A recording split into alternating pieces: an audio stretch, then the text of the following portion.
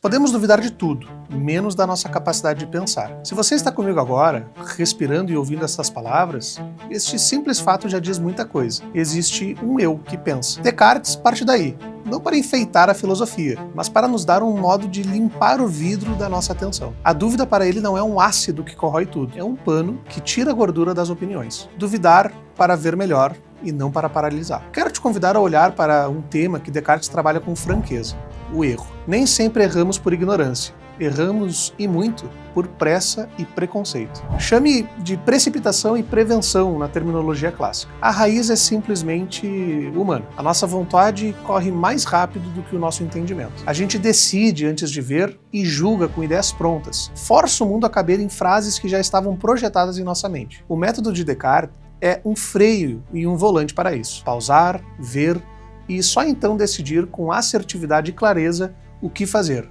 Agir na certeza. Descartes se viu diante de uma sociedade em que bastava ter fé no conhecimento e muito pouco era questionado. Começou a investigar e chegou a conclusões desconcertantes. Sequer a matemática seria uma forma lógica o suficiente para se enxergar a verdade. Descartes então programou um método para recentralizar a capacidade humana de construir conhecimento a partir de sua própria razão. O filósofo desenvolveu seu método baseado nas peculiaridades da matemática, cujo caráter é inteligível e por isso utilizou o método matemático, mas não é 100% confiável, de modo que outras considerações são necessárias no método. Como isso se traduz no cotidiano? Primeiro, com um gesto quase corporal. Suspender o assentimento. É um segundo de intervalo, uma espera, um zoom out de uma situação, entre o que aconteceu e o que você vai concluir. Na prática, ajuda a falar em voz baixa. Isto é o que aconteceu, isto é o que eu concluí, e isto é o que eu estou supondo. Parece pouco, mas muda o eixo. O entendimento passa à frente, e a vontade passa a caminhar junto com a razão. Depois vem a higiene das ideias.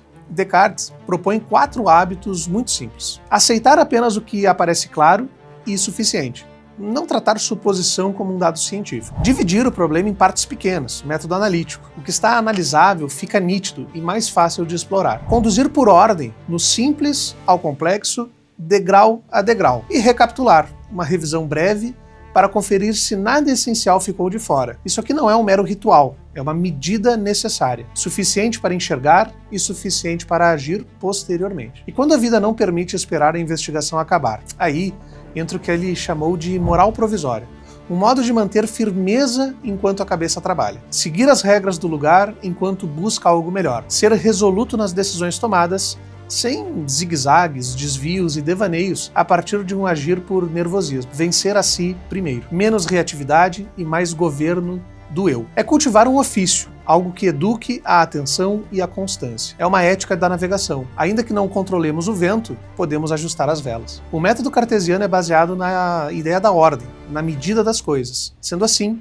o método sempre deve buscar cada vez mais verdades e, para tanto, utiliza argumentos que se encadeiam de forma racional e lógica, de modo que se possa deduzir uma coisa da outra até que se alcance uma verdade inquestionável a partir dos fatos. Há alguns problemas relacionados à escolha e verificação dessas premissas, mas isso é papo para outro vídeo. Vamos trabalhar com 3 exemplos práticos. Primeiro, você recebe um e-mail seco, quase ríspido, e a vontade dispara.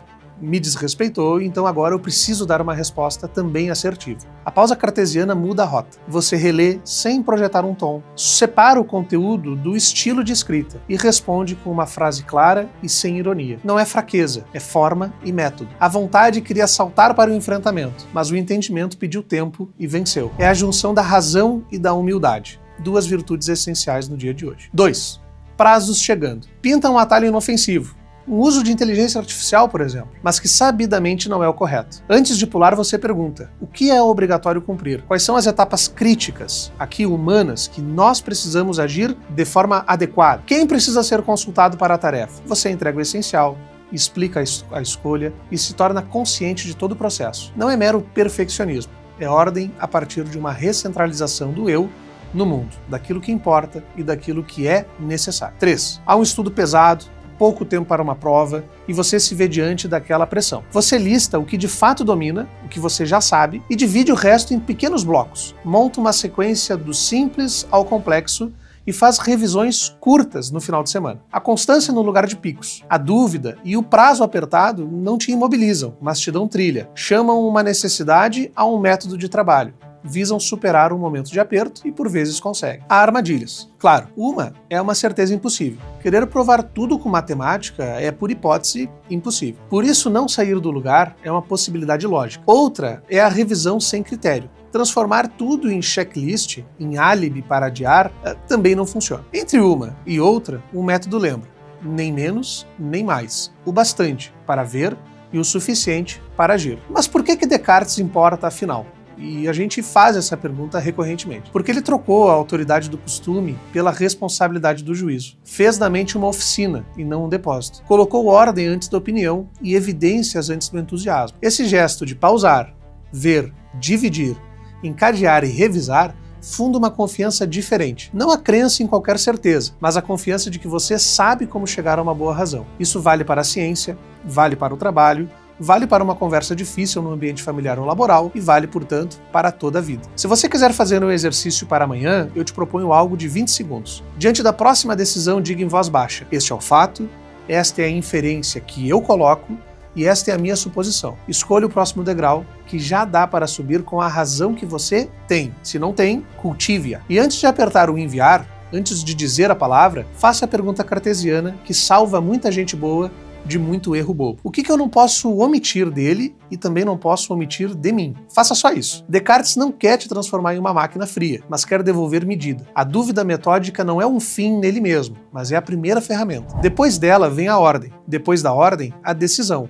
E depois a revisão. A revisão para um aprendizado, para um eu do futuro. E a vida segue com menos ruído, mas com cadeias lógicas de pensamento. Começo dizendo que podemos duvidar de tudo, menos da nossa capacidade de pensar. E termino te perguntando o seguinte: hoje, onde a tua vontade está correndo na frente do que realmente importa? Você sabe realmente o que domina? Há algum passo que possa ser dado antes do próximo salto de fé para alcançar os teus objetivos? Se sim, então faça. Mas não faça de qualquer maneira. Organize e depois realize a ação. Se a única coisa da qual não podemos duvidar é que somos um eu que pensa, essa certeza nos exige responsabilidade e humildade, paciência e racionalidade. Não podemos ceder à pressa, devemos pensar e demorar o tempo que for necessário. E qual é o degrau mais simples, claro e possível que você pode subir agora mesmo? Podemos sempre dar um passo atrás, um zoom out, e verificar o caminho mais racional a trilhar. Só não podemos esquecer de dar o próximo passo com certeza refletida. Isso modifica um agir impulsivo de um agir estratégico e que chega cada vez mais perto de uma verdade superior, ainda que por hipótese ela não exista. Ao final, resta dizer: Descartes importa, porque ele nos deu medida para sermos responsáveis. Ele trocou a autoridade do costume pela responsabilidade do juízo. Fez da mente uma oficina lúcida e não um depósito de opinião de terceiros.